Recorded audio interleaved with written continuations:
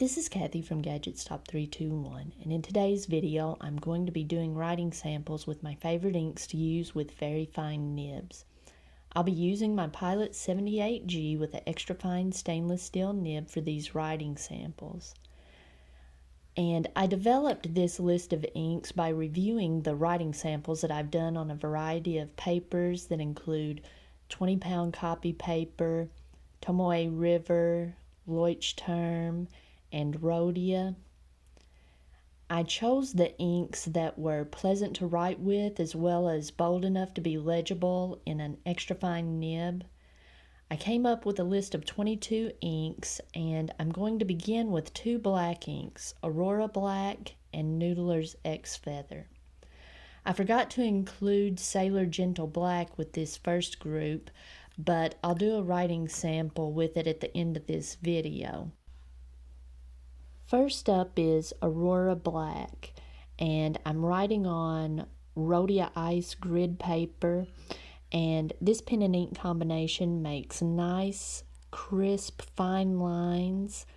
It seems to be well suited for small handwriting, and it dries quickly.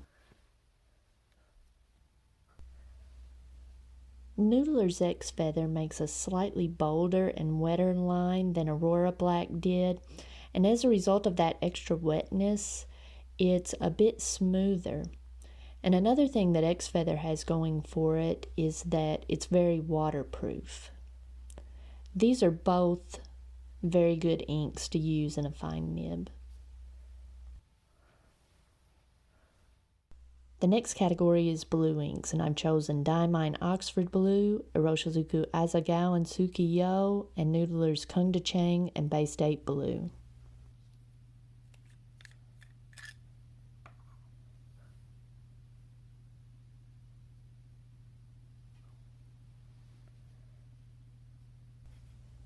Diamine Oxford Blue makes a dark and crisp blue line. You could almost consider it a blue-black. But I experienced more feedback with this ink than I did with the Aurora Black or the Noodler's X Feather. But it's still an ink that I enjoy using with very fine nibs. I thought it was interesting that Iroshizuku Azagao coated and stuck to the nib more so than the previous inks. You'll notice as I go through these writing samples that there are several inks that tend to do that. Azagao is a lighter and brighter ink than Oxford Blue, and it's also noticeably smoother to write with, which was surprising because Oxford Blue and Azagao have about the same wetness. Unfortunately, I like to use Azagao in wider nibs, and Oxford Blue is the one that I like to use in fine nibs. Noodler's Bay State Blue is slightly brighter than Azagao, but when I'm writing with them in this extra fine nib, they look surprisingly similar. However, Bay State Blue is noticeably drier than Azagao, and as a result you get a little bit more feedback with Bay State Blue than you do with Azagao or Oxford Blue. Iroshizuku Sukiyo is one of my favorite blue inks. It's just a unique blue color, and like Azagao, it makes a nice, smooth, legible line in this extra fine nib. But something about that unique color, I just prefer to use it in a Japanese fine or medium nib. But it's a pleasure to write with in any size nib. Noodler's Kung De Chang, on the other hand, is not one of my favorite blue inks because it tends to spread on the page, but it performs really well in this extra fine nib. It writes nice and smooth, and like Noodler's X Feather, it is very waterproof. You can dunk it into water and it doesn't move. The turquoise inks that I've chosen are Iroshizuku Konpeki, Sailor Magno Sumire, Robert Auster Blue Moon, and Sailor Shikiori Yamadori.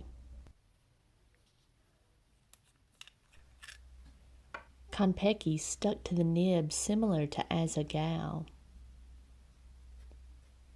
but it wasn't as wet or as smooth as Azagao. It looks nice. That bright blue really pops off the page, and it's not unpleasant to write with. It's just not as smooth as Azagao was.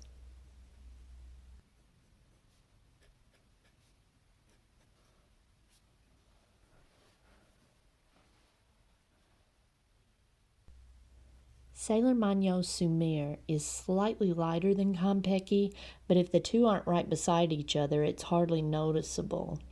However, Sumir makes the nib have slightly more feedback than Konpeki did, even though the wetness of these two inks are about the same.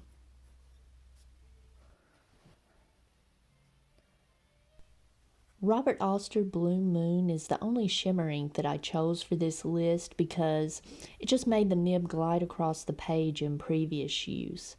But I think some shimmer must have obstructed the ink flow when I started writing the loop-de-loops because all of a sudden it got dry and scratchy.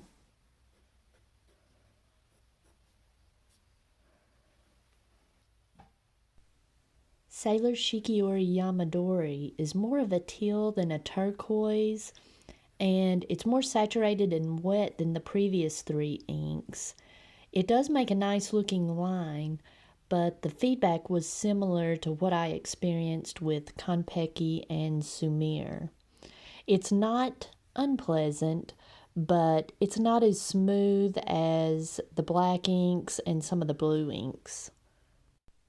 I really enjoyed the next category, which was green, and the inks I chose were Aurora Green, Monteverde California Teal and Yosemite Green, and Vinta Inks Carlos.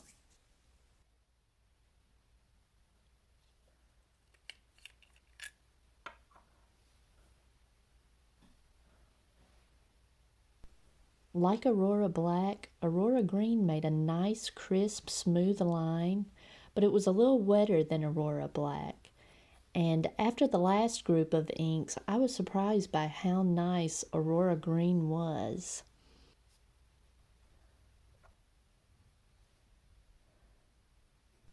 I had high expectations for California Teal. The color is nice. It's slightly darker than Aurora Green, but it's also drier than Aurora Green, and I experienced a bit more feedback. So when I'm writing with this extra fine nib, these two colors aren't that much different. I would choose Aurora Green because it is a smoother writer.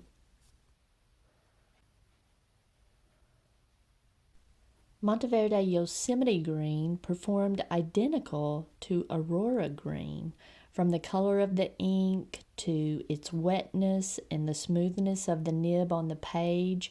It was like deja vu. So Aurora Green or Monteverde Green, either one of those is a good green ink to use in a very fine nib. The next ink is Vinta Inks Carlos, and I was looking forward to this one because I've enjoyed using this ink in both of my Kaweco extra fine nibs. It turns out I like it better than California Teal, but it's not as smooth as Aurora Green or Monteverde Yosemite Green when I use it in this Pilot extra fine nib. The only purple ink in my collection that was bold enough to be legible in this extra fine nib and smooth enough to be pleasant to use was Roaring Klinger Cassia.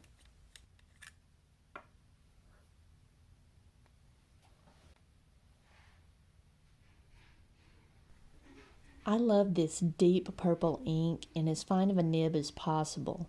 The purple lines that it makes are clean and crisp, and I think the color looks great in this fine nib.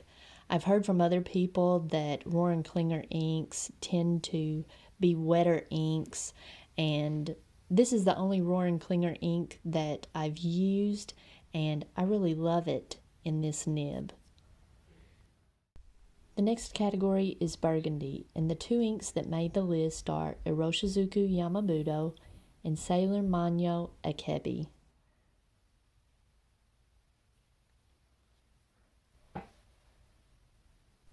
Iroshizuku Yamabudo is one of my all-time favorite inks. The color is beautiful and it has a nice, deep, rich saturation. So the line that this extra fine nib puts down looks good and it feels pleasant to write with. It writes nice and smooth like Asagao did.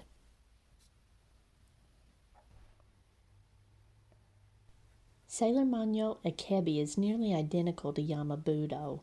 It's slightly wetter and maybe a little less saturated, but it's equally beautiful and enjoyable to write with in this fine nib. Really, I think either of these inks would be appropriate for everyday writing. For the red category, I chose KWZ Standard Grapefruit, which is a reddish orange, and Iroshizuku Momiji, which is a reddish pink.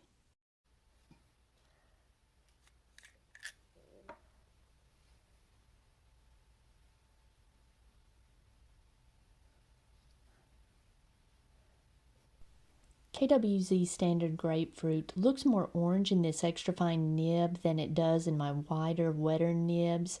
It also has more feedback than Momiji, but this ink does seem a little more saturated to me than Momiji does, so I'm kind of a fan of this ink, so I'm happy that I can use it comfortably in this extra fine nib. Writing with Iroshizuku Momiji is pleasant in this extra fine nib, but the color comes out much more red when I use it in a wetter nib. And if the nib is wet enough, you get this beautiful halo of gold sheen. But that being said, it is perfectly usable in this extra fine nib. Noodler's Rome Burning is the only ink that falls into the gold or brown category that made this list. My yellow inks weren't legible in this extra fine nib. My brown inks were too scratchy, and I didn't have any gray inks that I liked using in this nib.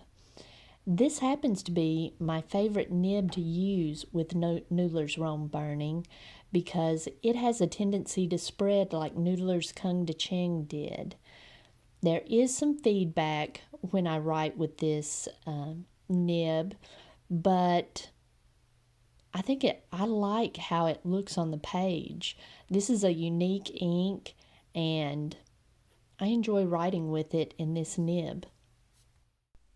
And this list wouldn't be complete without a writing sample of Sailor Gentle Black.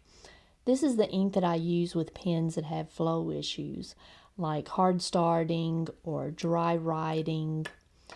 This black ink is enjoyable to use in extremely fine nibs. It makes a bold, crisp line, and the nib just glides across the page. I would say Aurora Black is the fastest drying. Noodler's X Feather is the most waterproof, and Sailor Gentle Black is the smoothest of these black inks. This little project has been a lot of work, but I've enjoyed it. I've discovered that Sailor Gentle Black is my favorite black ink to use in this extra fine nib. I've always thought that Diamine Oxford Blue was my favorite blue ink to use in very fine nibs, but I discovered that Iroshizuku Asagao and Bay State Blue were also very nice.